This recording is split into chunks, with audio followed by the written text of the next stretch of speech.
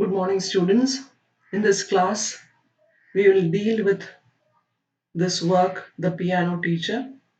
So, I am trying to give out a synopsis of this work, a summary of this novel written by Alfred Jelinek, and it was later made into film by Michael Haneke. Hope you have watched the film. So, as I said earlier, this is just a summary of the novel. It was first published in 1983 and later translated in English, and it was one of the first of Jelinek's novels to be translated into English. The novel follows protagonist Erika Kohut, who is a sexually and emotionally repressed piano teacher, as she enters into a sadomasochist relationship with her student Walter Clammer, the result of which is, as you know, is disastrous. Like much of Jelinek's work, the chronology of the events in this book too is interwoven with the images of the past and the internal thoughts of the characters. So, this work is a shocking, searing, aching portrait of a woman bound between a repressed society and her darkest desires. So, this lady, Erika Kuhut, as you know, as you have watched, is a pianist who lives with her mother and teaches at a music conservatory. Erika's consciousness is filled with an angry, absurdist flow of impressions, evoking strong memories and emotions.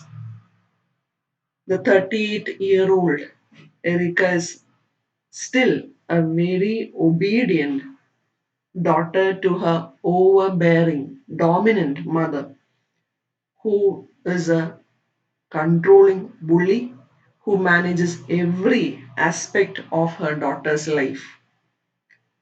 Erika's mother had anticipated that her daughter's talent would enable her to realize her own ambitions for greater wealth and social status. Because Erika's father is absent, taken away long ago in an agitated state to a mental asylum, Erika's mother places all her hopes on her daughter, imagining her as a famous musician envied by everyone.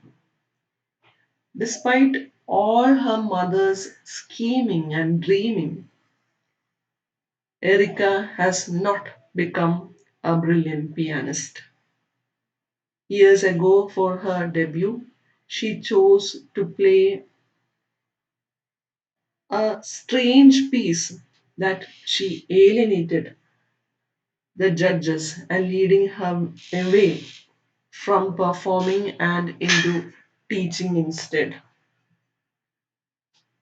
While doing everything possible to encourage Erika's musical accomplishments, Erika's mother warns her against boyfriends whom she thinks would destroy all of Erika's achievements.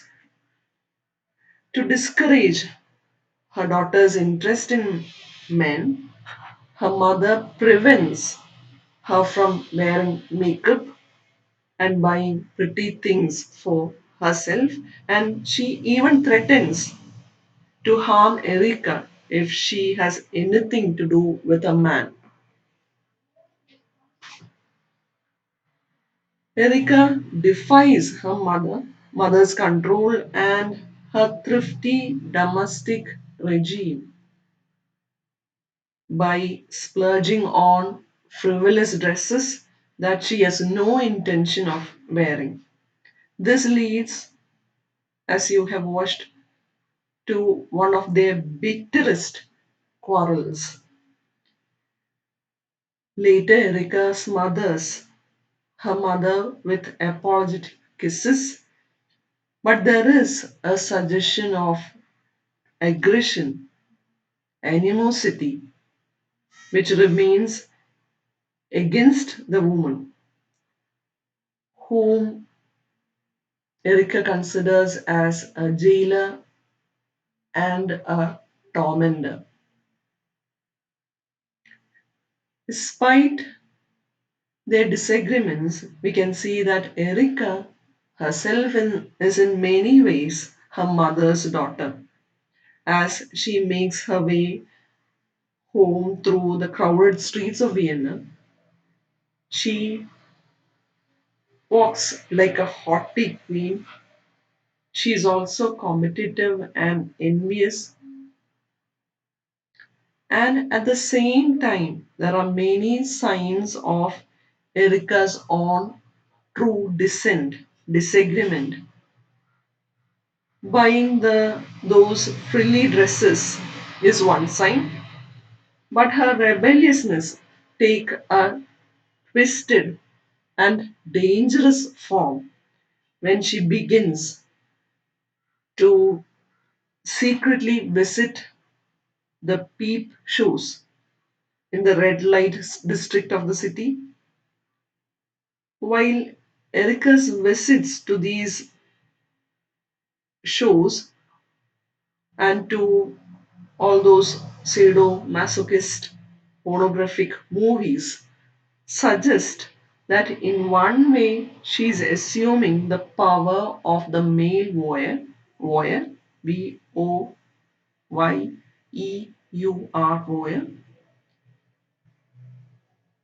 So, in one way, she is assuming the power of the male voyeur.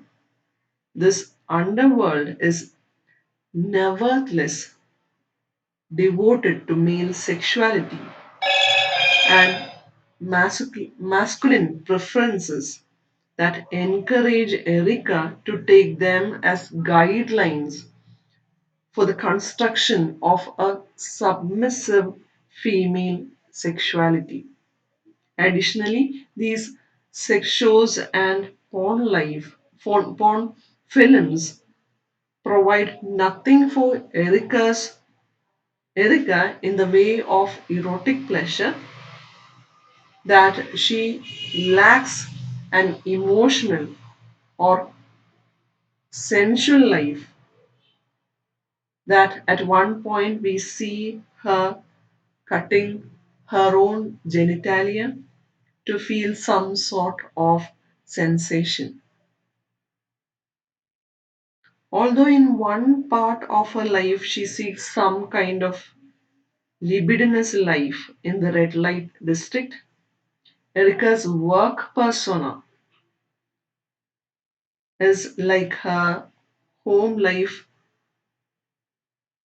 It is completely devoid of the erotic. One day she finds that she is attracted to a young music student, Walter Clammer. So obsessed is she that at one point she punishes a young woman pianist who is flirting with him by slipping a smashed glass into the woman's pocket. Erica's first sexual experience with Clemmer,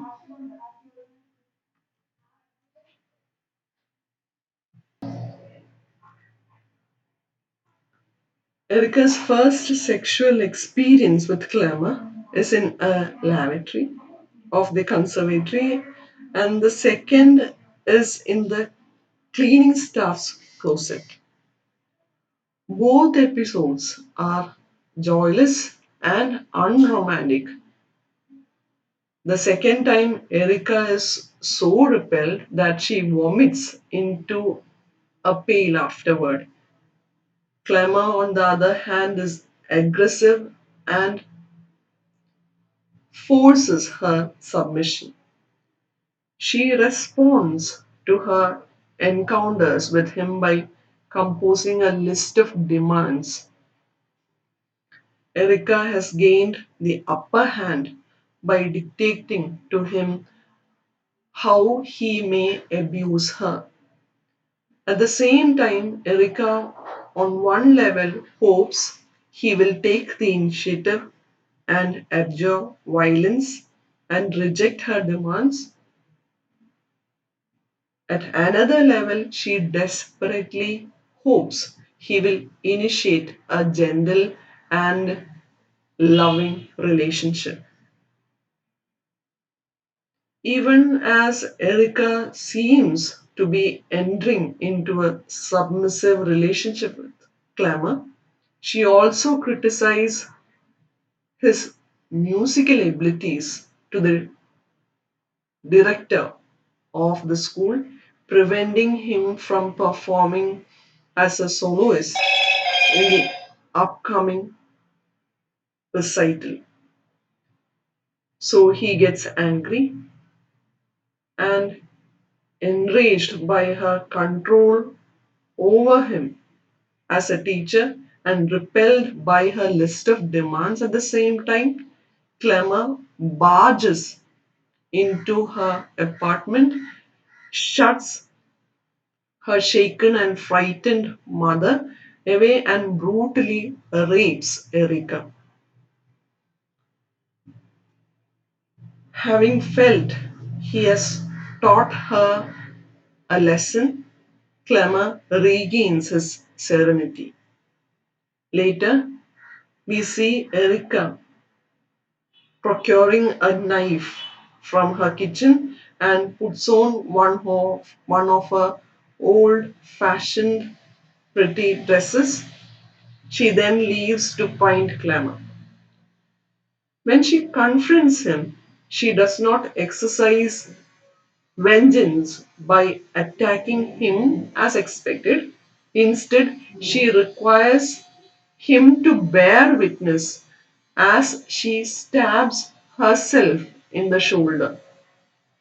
Having finished with the brutal clamor on terms that suggest both sadistic power and masochistic submission, she returns home to the very mother who is responsible for the pathologies of her love life. So, this is the summary of the novel. In the next class, we will do a critical analysis of the novel. So, if you haven't watched the movie, please watch it and prepare yourself for a critical appreciation of the novel. Thank you, girls. Have a nice day.